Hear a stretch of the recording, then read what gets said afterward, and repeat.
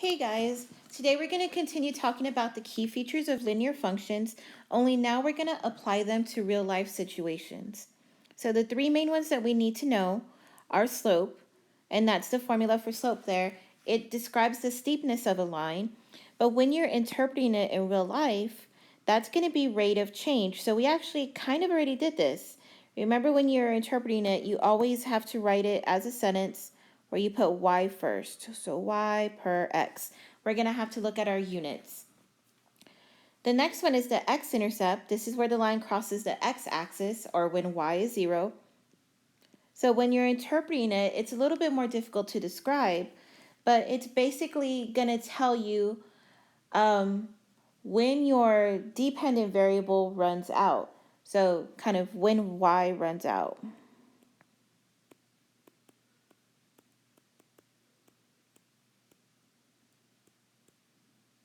Okay, and then the third one, y-intercept. This is where the line crosses the y-axis. So as you can see, x is 0 here. And this is always going to be the initial value of the story.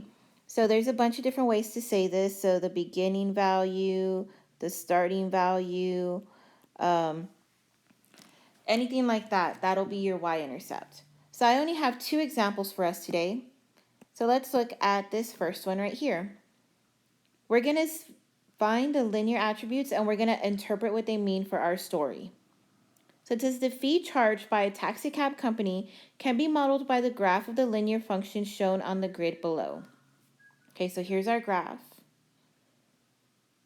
So this blue line represents if you were to take a taxi, how much they're going to charge you. Okay, so normally we would start with x-intercept. But as you can see, here's my x-axis down here. It doesn't hit it, so or at least we don't see it. So for now, we're just going to say none. Y-intercept, we can see that. That's right here. It's at 0, 3. But I want to interpret what it means for the real world. So y-intercept is always like your starting value. So think about this. You are taking a taxi. This side right here, the y is dollars. But here on x, that's the number of miles driven. So to start out with, that taxi is going to charge you $3. So taxi has, let's say, an initial fee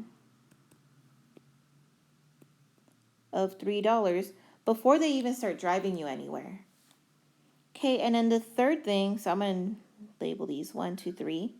Okay, the third thing is we want to find slope. So I need 2 points. I already have 1 point because we have our y-intercept. We just need to pick one more. Has to go exactly through the corner. I think right here would be a good point.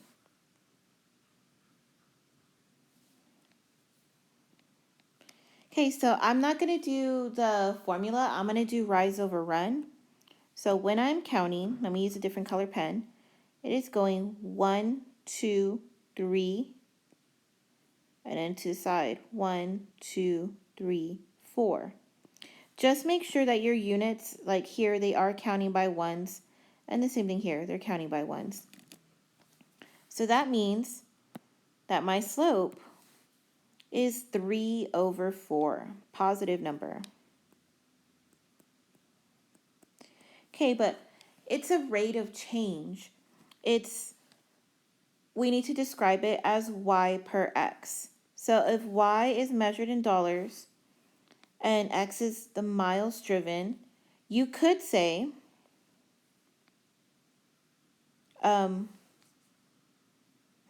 you know what? I think it might be better to change this to a decimal. So 3 over 4 is 0.75 because after all, we are dealing with charging. So this is money. So I think we should say the taxicab company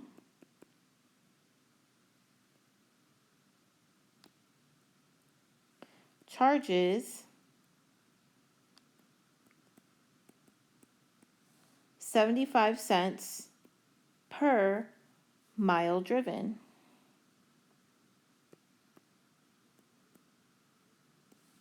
So you have that initial fee of $3, plus they're going to charge you 75 cents for every mile that you drive. So we can write an equation from all of this information. This would be y equals 0.75x plus 3. Okay, let's look at the second one. So this time, our story says the altitude of an airplane as it begins to descend to the ground can be modeled by the graph of the linear function shown below. So airplane is in the air, but then it starts to come down because it's going to land. So this is what it would look like as a graph. So as you can see, this would be the airplane up in the air here, and then it's traveling down. That flat line at the bottom is pretty much the ground. So on the bottom, these are the number of minutes, so this is how long it takes. And then here on the side, this is the altitude, so it's measured in thousands of feet. So the plane is not 30 feet in the air, the plane is 30,000 feet in the air. Okay, so now let's put all of our attributes. So let's start with the x-intercept. So this time I do have it. We can see it right here. They are counting by ones. 1, 2, 3, 4. It's just they didn't label that one in the middle, but between 14 and 16, that has to be 15. Okay, so what does this represent? So 15 goes with minutes. So it takes 15 minutes for what to happen? Remember I said it's so that y can run out? Well, in this case, y is thousands of feet, it's the altitude. So for the height to run out, that means that it's no longer in the air, it's on the ground. So for airplane to land.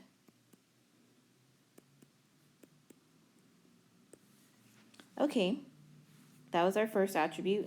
Second attribute, y-intercept. So let's look right there at the 30. But it's not actually 30, it's 30,000. Remember up here, you have to read your units, thousands of feet. Okay, so y is always the initial value, so that means that the plane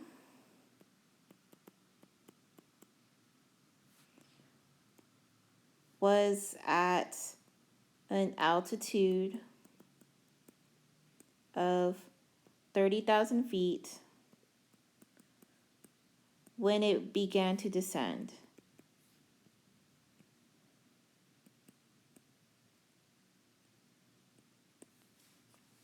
Okay, and then the third thing, slope.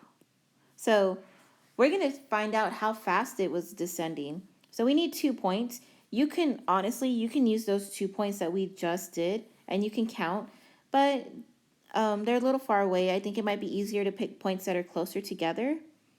So let's see. Want one going exactly through the corner. Looks like right there would be good. So we can count the squares still. So like here, I'm going down 1, 2, only it's not actually 2 because they're counting by fives. So this is 5, 10. So this is negative 10 here. Then across, 1, 2, 3, 4, 5. Just make sure you look at your units. Yes, they're counting by ones. So that'll be 5. So slope is negative 10 over 5, which is just basically negative 2. Now, again, I said 10, but honestly, it should have been 10,000 because of this word right here, 10,000. So if I fix that, that just adds on some zeros. So our slope is negative 2,000. So what does that mean for this story? So we need to write y per x. So feet per minute. And since it's negative, this plane is going down. So the plane descends.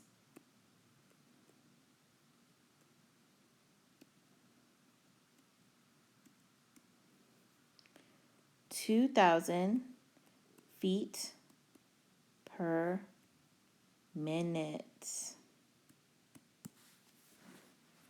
All right, guys, and that is interpreting your key features.